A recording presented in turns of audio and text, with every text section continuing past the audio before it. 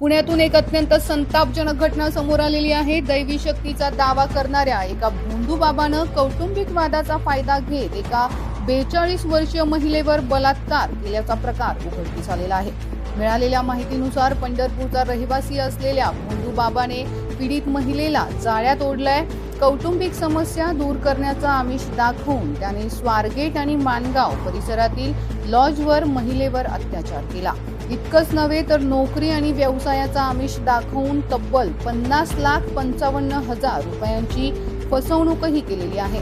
गेल्या 5 ते 6 वर्षापासून हा प्रकार सुरू होता। अखेर फसवणूक झाल्याचं लक्षात येताच महिलेने धाडस दाखवून स्वारगेट पोलीस ठाण्यात तक्रार नोंदवली आहे। पोलिसांनी आरोपी विरुद्ध गुन्हा दाखल केला असून पुढील तपास सुरू आहे।